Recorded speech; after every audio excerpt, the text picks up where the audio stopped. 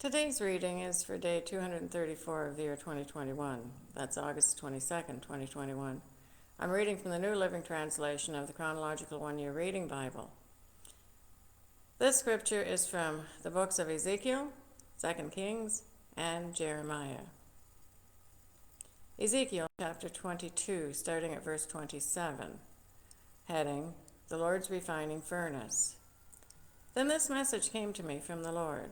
Son of man, the people of Israel are the worthless slags that remain after silver is melted.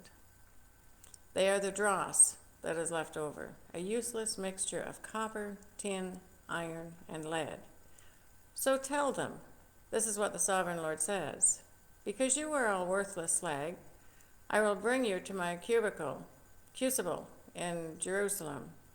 Just as silver, copper, iron, lead, and tin are melted down in a furnace, I will melt you down in the heat of my fury.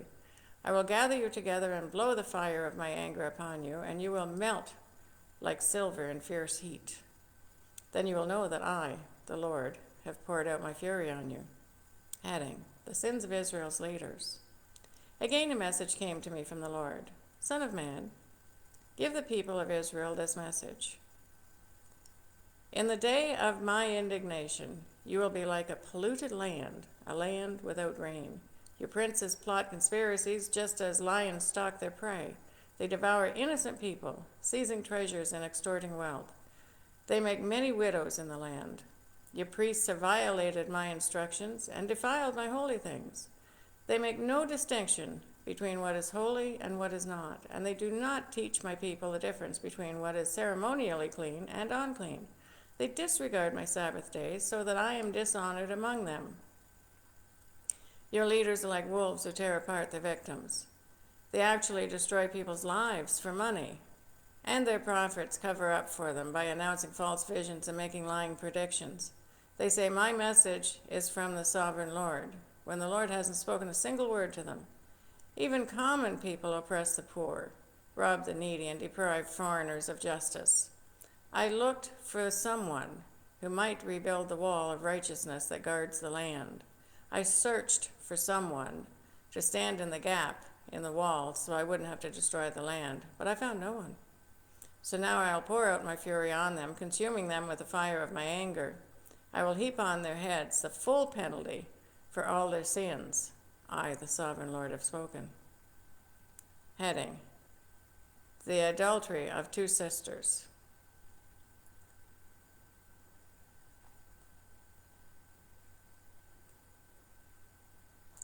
Ezekiel chapter 23, starting at verse 1.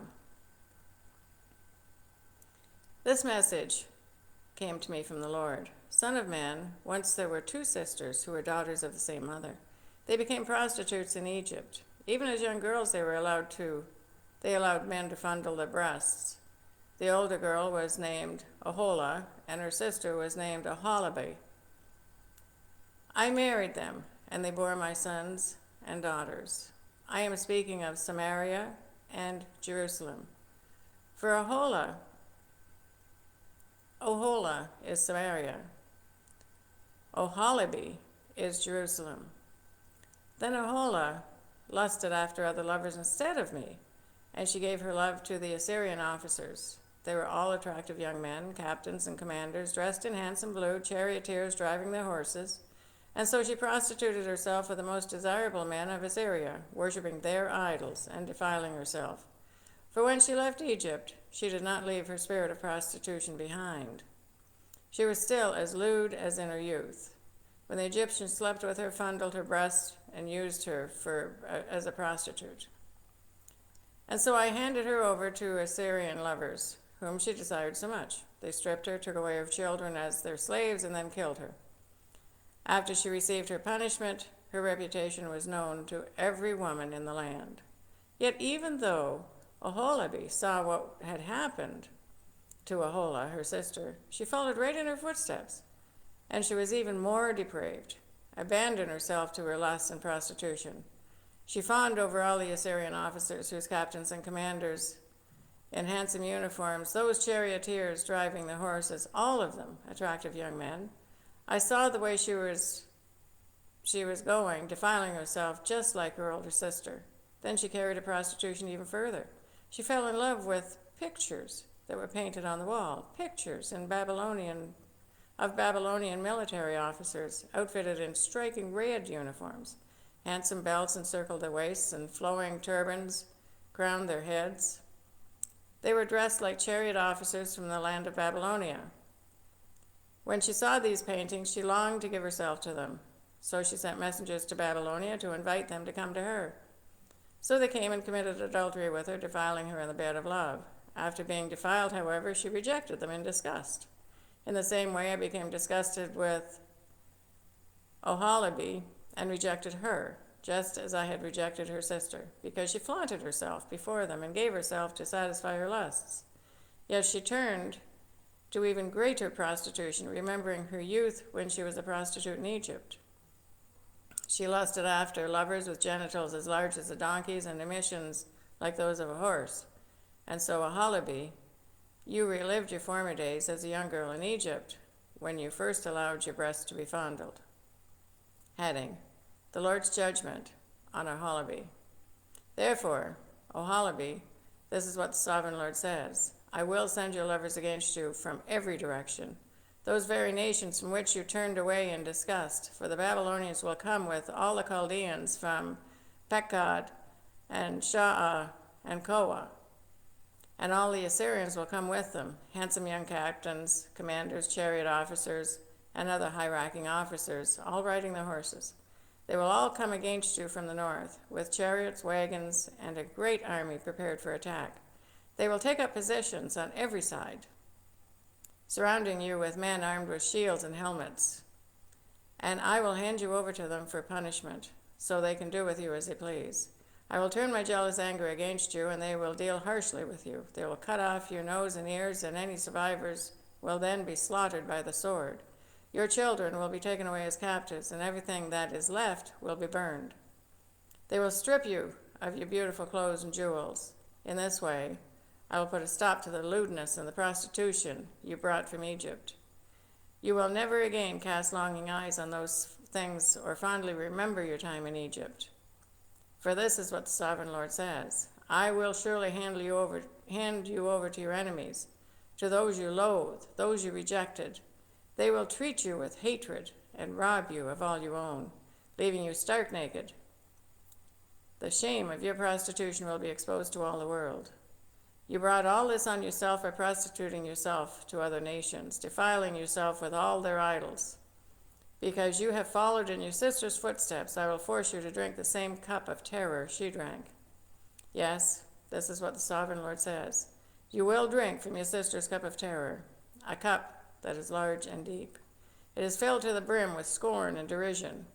Drunkenness and anguish will fill you, for your cup is filled to the brim with distress and desolation, the same cup your sister Samaria drank. You will drain that cup of terror to the very bottom. Then you will smash it to pieces and beat your breasts in anguish. I, the Sovereign Lord, have spoken. And because you have forgotten me and turned your back on me, this is what the Sovereign Lord says: you must bear the consequences of all your lewdness and prostitution.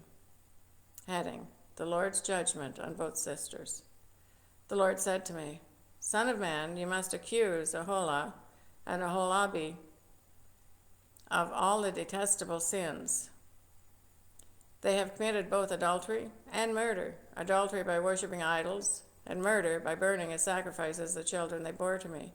Furthermore, they have defiled my temple and violated my Sabbath day. On the very day that they sacrificed their children to their idols, they boldly came into my temple to worship.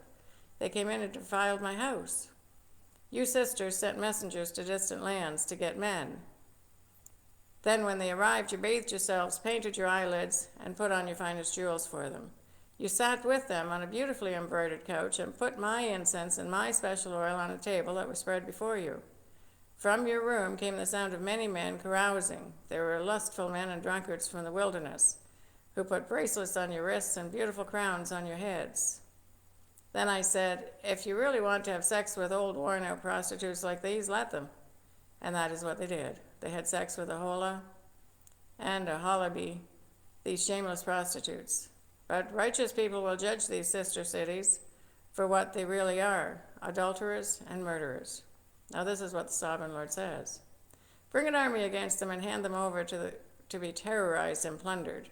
For their enemies will stone them and kill them with swords. They will butcher their sons and daughters and burn their homes. In this way, I will put an end to lewdness and idolatry in the land, and my judgment will be a warning to all women not to follow their wicked example. You will be fully repaid for all your prostitution, your worship of idols. Yes, you will suffer the full penalty. Then you will know that I am the sovereign Lord.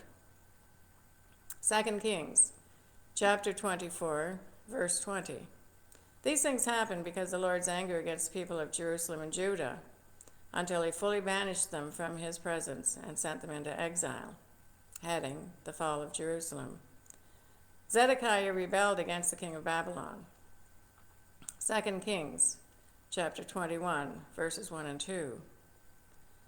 So on January 15, during the 9th year of Zedekiah's reign, King Nebuchadnezzar of Babylon led his entire army against Jerusalem. They surrounded the city and built a siege ramp against its walls. Jerusalem was kept under siege until the 11th year of King Zedekiah's reign. Jeremiah chapter 52, verses 3 to 5. These things happened because of the Lord's anger against the people of Jerusalem and Judah, until he finally banished them from his presence and sent them into exile. Zedekiah rebelled against the king of Babylon, so on January 15, during the 9th year of Zedekiah's reign, King Nebuchadnezzar of Babylon led his entire army against Jerusalem. They surrounded the city and built siege ramps against its walls. Jerusalem was kept under siege until the 11th year of King Zedekiah's reign. Jeremiah chapter 39, verse 1, heading, the fall of Jerusalem. In January of the 9th year of King Zedekiah's reign, King Nebuchadnezzar of Babylon came with his entire army to besiege Jerusalem. Ezekiel chapter 24, verses 1 to 14, heading, the sign of the cooking pot. On January 15, during the 9th year of King Jehoiakim's captivity, this message came to me from the Lord. Son of man, write down today's date, because on this very date the king of Babylon is beginning his attack against Jerusalem. Then give these rebels an illustration with this message from the sovereign Lord. Put a pot on the fire and pour in some water. Fill it with choice pieces of meat, the rump and the shoulder, and all the most tender parts.